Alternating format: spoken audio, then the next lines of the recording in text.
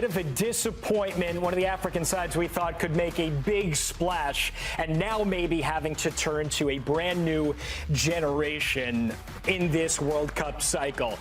You look at what they did, the third place team, obviously a very difficult group with Norway and France in there as well, but just one win out of 4 matches, bowing out in the round of 32 after giving up 3 unanswered goals to Belgium in the 86th minute on. Everyone thought that this was maybe going to be the team that made noise. African football has been waiting for that, obviously besides Morocco, to kind of take up and be the talisman for the continent. Mm-hmm. How disappointing was Senegal, in your opinion, with everything going on? Remember, there was plenty going on off the pitch as well as on the pitch. Yeah, losing as many games as they did do was very disappointing. The performance overall, disappointing. They scored and were impactful when they did score goals. They brought a lot of celebration to the competition. But at the same time, you could tell that something wasn't quite right within this group. The effort was absolutely there. Was it to the highest of standards? Probably not. But you've got to give them some credit, right? OK, I understand. They lost 3 out of their 4 games. That's never, ever good for any team that's trying to compete for a knockout stage performance and certainly going to the deeper stages in the competition. They conceded, and this is where I think they got really poor. Conceded 9 goals, which is nowhere near good enough when you're looking at a team that's trying to achieve something special. For African football, full stop. When you concede that many goals, you don't deserve to be in it. In this competition, Senegal were the perfect example of a team that probably should have been out in the group stage.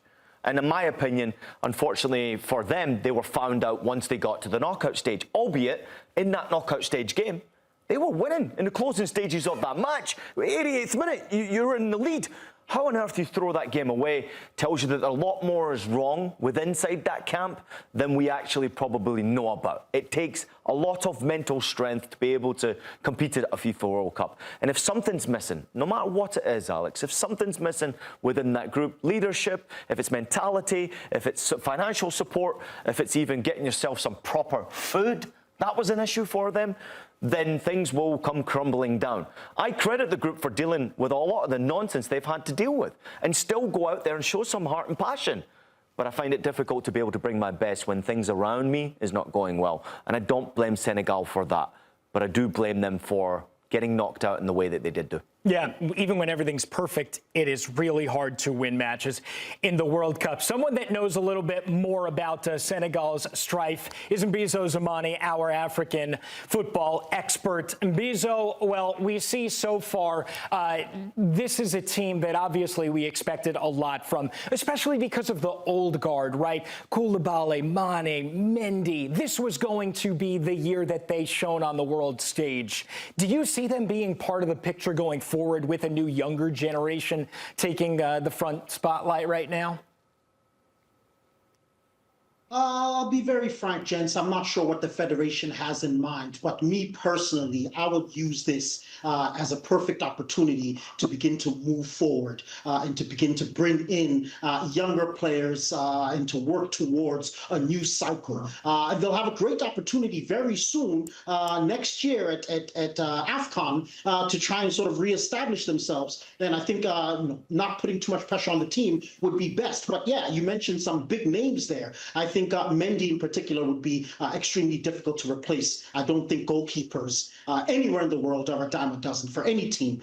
So that's a difficult replacement. But I do think of the likes of Kalidou, Idrissa Gana Gueye, who I'm a big fan of, Sadio Mané, perhaps. I think these are players who are not necessarily replaceable, but there are players who can come in and sort of begin to build their own legacy and their own legend. Some talented players. I mean, for me, Mamadou Sarr, for example, has stood out for Senegal extremely well for his age. And I think in the midfield, when you look at the players like Lamine, Kamara, Habib Diarra, I think these are top players. Pape Thiaw is still young, can still make an impact. And in the front line, I think Assane Diao, Ibrahim Mbaye, these are players, even Ilman, for example, these are players who I think can really take on some of those mantles and begin to contribute to the national team moving forward. So that's the move that I would make. And Mbizo, I want to stick on the old guard and some of the players who have got great recognition around African football and football around the world. Sometimes when things are going not so well off the field, you rely on the experience to get you through. Obviously, getting out of the group stage is still there for Senegal. But what happened in the knockout stages, do you think that the old guard, the experienced players, I mean, 4 of the starting 11 against Belgium were over the age of 30. Do you think they never took the responsibility enough? Do you think they were the ones that were maybe the problems within this group, why they didn't have success? It's difficult to say, and I certainly don't want to single out these players. But you're absolutely right that there was a little bit of leadership lacking there. There was a little bit of mental and emotional, psychological fortitude missing there. And they absolutely should have won that game. I think that loss, more than any other for the Pan-African football fan, I think is the one that hurt, is the one that deeply cut. Simply because, yes, we understand that things weren't going well, but, you know, in that case, they were, and all you needed to do was to hold on, and they weren't able to do that. So that was extremely disappointing. Whether it was from these players in particular, it's difficult to say that they lacked the leadership, because of course, Pape Gay came out and said that he will never return to the team unless Pape Thiaw is gone as well. So could it have been the head coach? Could it have been some of the stuff that's happening in the backroom staff? It's extremely difficult to say, but again, that was certainly lacking from them in that game. This is, Mbizo, obviously a big transition period coming up here with the new World Cup cycle. And you mentioned AFCON next year. They need a new head coach, right, with Pape Thiaw out. Where do they go from here? How important do you feel like that appointment is to the future of Senegalese international soccer?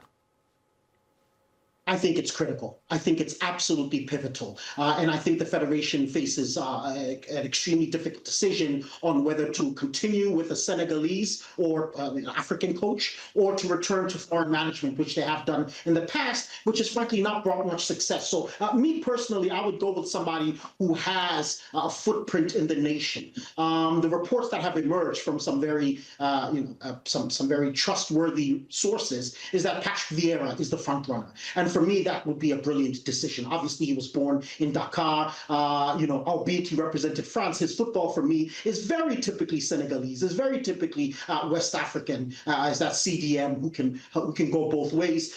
So obviously, with his great coaching experience in Europe and his familiarity with the culture on the continent, I think he would be a fantastic option. Of course, Senegal does have other options. Habib Bey, for example, who just took over at Marseille. I mean, it would be difficult to pry him from the giant French club. But he's another opportunity for Senegal to continue with this pro-African, pro-Senegalese push with coaches that sort of understand the culture. There are a few others who have, either been coaches before and have had success elsewhere, perhaps not with Senegal, who could maybe be given a second opportunity, like Lamine Ndiaye, who just won Confederations Cup with USM Alger, which is a huge club on the continent. So there are some options, but for me, if they can prize away Patrick Vieira from Europe, bring him back home to the continent, I think that would be superb. I'd never heard of that one before. And Patrick Vieira is obviously an incredible shout. I know Pat very well, obviously, from his time at New York City Football Club. An unbelievable human being, so much respect for African football, and he is certainly someone who is looking for his opportunity to showcase exactly how good he can be. With a project like that, and certainly with the players at his disposal, I can only imagine he will work some magic. Real quickly before we let you go, Mbizo, going through this World Cup, often at times, it goes unnoticed what happens off the field. Now, I don't want to take my head or my eyes and distraction away from how difficult it was for these Senegalese players to just focus on performance, because obviously not paid bonuses, and we know Pape Thiaw obviously went 5 months or whatever it was without receiving any type of money, but not actually having food being provided and having the players go out and get their own food, and obviously travel issues that they had. What exactly has come out since the World Cup about all the administrative problems that they have that maybe caught you by surprise? Because me, trying to go and get my own sandwich before I'm about to step up and face off against Belgium in a knockout stage game is absolutely insane. It's unfair, and you're expecting your nation to go out and do your country proud. Yeah, absolutely. I mean, all of those things certainly made a difference. There's no question in the world. How much of a difference they made, again, it's difficult to tell because some of the issues seem to have been with the leadership in particular of the team on the pitch. But again, for me, these are things that should be handled and quite simply, frankly. And I think what Senegal needs to do, perhaps, is to have some kind of independent commission, maybe formed by some former players, guidance experts, people who are away from the federation and away from the team itself, and examine everything. I mean, how did this happen? The preparation, the logistics, the performance, expenditure, medical, absolutely everything, to ask the right questions as to how did this happen. And this, by the way, is regardless of the allegations, which many of which have been denied by the FA, right? So aside from these allegations, understanding what happened during the course of this World Cup, the preparations and during and after, I think is absolutely essential. Mm-hmm. And they need to establish some kind of high performance department, some kind of team that is separate from the governance of the federation, that only handles these kinds of issues of delegations and so on and so forth. And I think that governance and that delegation sort of management needs a lot of reform. I mean, for example, reducing the size and making sure that the people who are going, who are accredited, are only based on football, just to avoid some of these accusations and scandals and protect the reputation of not only the federation, but of the players and the nation and so on and so forth. So, again, it's difficult to understand what happened. I'm not sure it's relevant for us to understand what happened, but it's important for Senegal to understand what happened. And I think a commission of the like would do exactly that and help them prepare for the next World Cup, the next AFCON rather, next World Cup, and for future Senegalese football success. Yeah, well said. Absolutely well said. Mbizo, a bad look all around, unfortunately, for a very talented and proud nation. Thanks so much for giving us a few minutes.